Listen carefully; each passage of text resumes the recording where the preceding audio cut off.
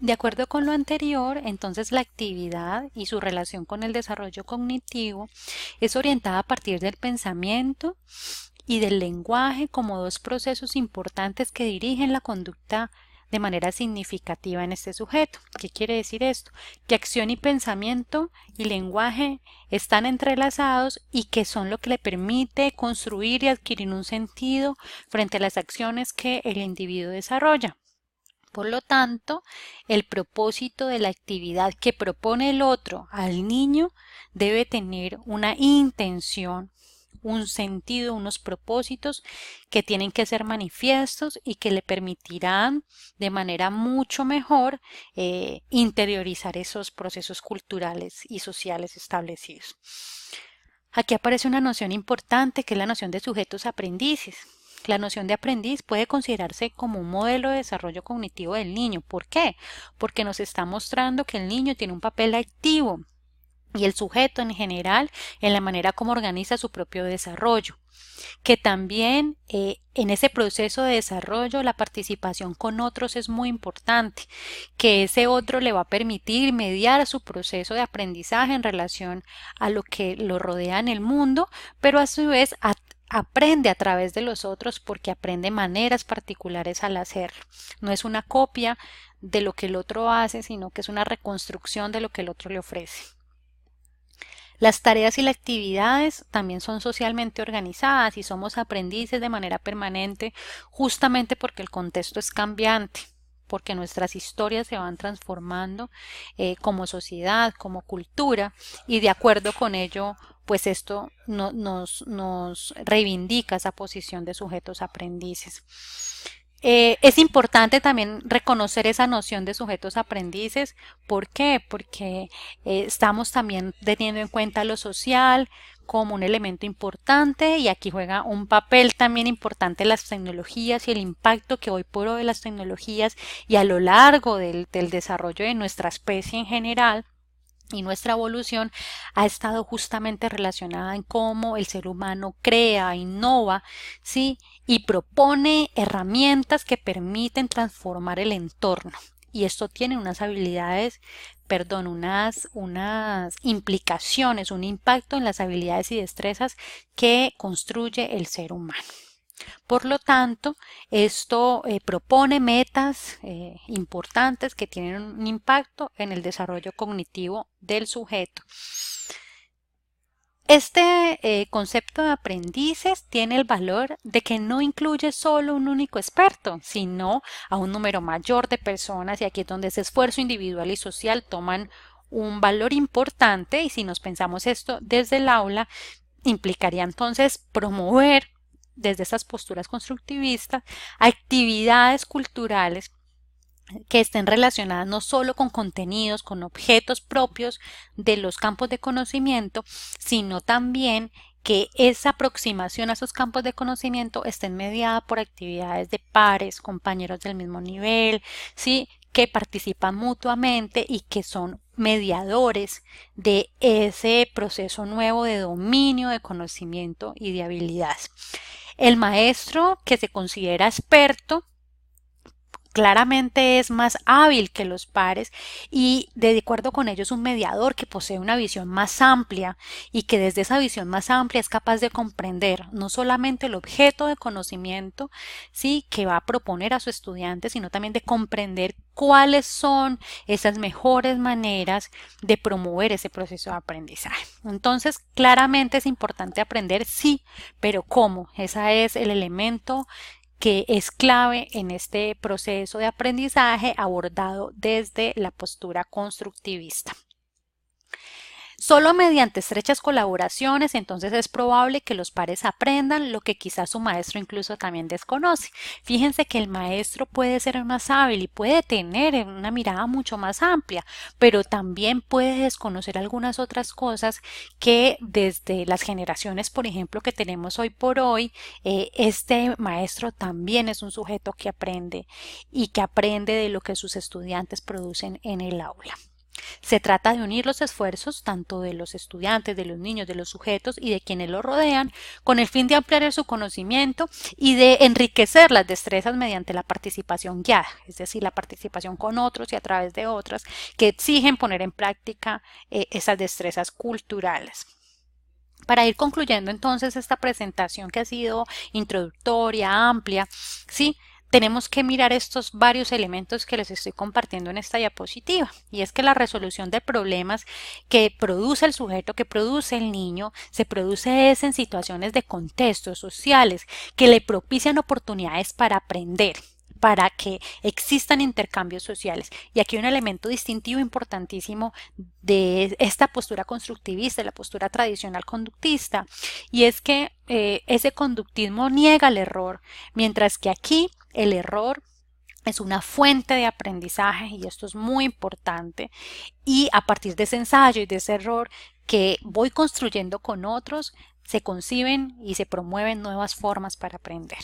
Los niños, por lo tanto, los sujetos, somos aprendices del conocimiento de manera activa, ¿sí? Y en esos intentos de aprender a partir de la observación y de la participación en relaciones sociales son los que le va a permitir realmente construir un aprendizaje significativo. Entonces, ese error es una fuente y es una oportunidad para aprender. Por lo tanto, la comunicación, el lenguaje juega un papel fundamental porque el lenguaje es el que permite generar diferentes sentidos, significados. Este sistema semiótico le permite de manera intersubjetiva también crear significados conjuntos y ampliar el conocimiento para luego aplicarlo a nuevos problemas. Las aportaciones que el niño, los compañeros y el medio cultural hacen son los que constituyen estas instancias, estas estructuras inseparables para que sea posible el desarrollo del sujeto, el desarrollo infantil en general. El propósito en este sentido, entonces, desde las posturas constructivistas, es de un pensamiento que actúa eficazmente y que es guiado y orientado e intelectualizado a partir del lenguaje que construyo con otros. Emergen entonces, nosotros podemos reconocer teorías cognitivas del aprendizaje que, digamos, hoy por hoy circulan en el campo educativo. Desde este aprendizaje activo, constructivista, aparecen diferentes teorías como son el aprendizaje significativo, el aprendizaje por descubrimiento, el colaborativo, el aprendizaje situado y quizás otras teorías más, pero que para esta introducción tenemos que tener en cuenta estas, que son como las más destacadas del constructivismo. Les invito a que puedan, desde sus propias experiencias y lectura pausada, puedan revisar un poco este cuadro que nos propone la profesora Andrea Alejandra Pinedo de un foro sobre psicología y cultura del sujeto, en donde abordan diferentes características que diferencian la teoría de Piaget, la teoría de Vygotsky, de Ausubel y de Brunner, que son como esos 4 representantes importantes del constructivismo. No un solo constructivismo, sino que podemos identificar cómo es que desde cada autor se comprende ese proceso de aprendizaje y por lo tanto el rol del docente, el rol del estudiante y por supuesto ese concepto que se tiene de lo educativo, de la evaluación.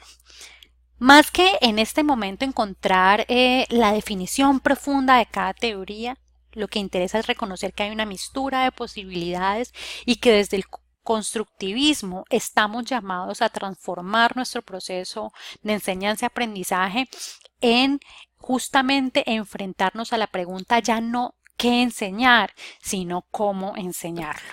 Conclusiones generales entonces. Las teorías cognitivas del aprendizaje tienen intenciones y tienen tradiciones diversas que son apuntaladas desde sus autores, pero que comparten una base general que es la que les he compartido hoy a partir de esta presentación. No hay una teoría por encima de otra, son teorías diferentes que ponen énfasis en puntos diferentes del proceso educativo, pero que son absolutamente valiosas en estas nuevas maneras de comprender el aprendizaje. Ojo, las teorías no son constructos meramente abstractos, sino que corresponden también a contextos históricos y sociales particulares, pero a su vez son encarnadas por personas, son encarnadas por el docente que las pretende llevar a cabo en ese intento de enfrentar la pregunta cómo aprender y cómo aprender mejor. De acuerdo con ello, entonces hay una necesidad de transformación de la educación que se debe acompasar con lo social y cultural hoy por hoy en esta era digital que nos propone unas maneras distintas de construir conocimiento, a unas velocidades además distintas, con unos instrumentos que generan un impacto en la manera como el sujeto hoy por hoy organiza el conocimiento y que claramente vimos a través de las presentaciones tan valiosas que ustedes hicieron la semana anterior sobre las pedagogías emergentes. Estamos todavía en deuda de una transformación profunda sobre ello. Las teorías entonces son rutas, marcos de referencia para la práctica docente, pero no son la práctica misma y por eso la práctica pedagógica es tan importante, porque las teorías son encarnadas por ustedes, profesores, y por tanto están invitados a ir reestructurando y enriqueciendo su proceso de aprendizaje que les permita a ustedes también aprender a aprender. ¿Sí? Un reto que no solamente es hoy por hoy para el estudiante, sino fundamentalmente para el maestro. Y aquí esa capacidad metacognitiva es un ejercicio central en el quehacer docente, ese ejercicio reflexivo, permanente, en el que usted se cuestiona y en el que desde ese cuestionamiento es posible enriquecer su práctica. El aprendizaje no solo se centra entonces en el estudiante, sino también en usted como gestor del proceso de enseñanza y aprendizaje. Estamos, ustedes y yo, ante el reto de reconocernos como sujetos del aprendizaje, bajo la premisa pedagógica de las pedagogías emergentes en el que el docente y el estudiante aprenden a la vez, y eso no es un cambio para nada sencillo, implica el cambio incluso de esos conocimientos previos que tenemos, una transformación de cómo hemos sido formados desde la escuela, pero también cómo hemos, durante todos estos años de ejercicio docente, hemos configurado nuestra práctica y nuestro rol. Retos. Romper con la lógica de la transmisión pura, del conocimiento, del contenido, por, digamos, la adquisición de un nuevo saber a partir de la práctica y de un contexto que es muy importante y que le otorga sentido a esa práctica. Todo estudiante requiere aprender a aprender y nosotros también como docentes.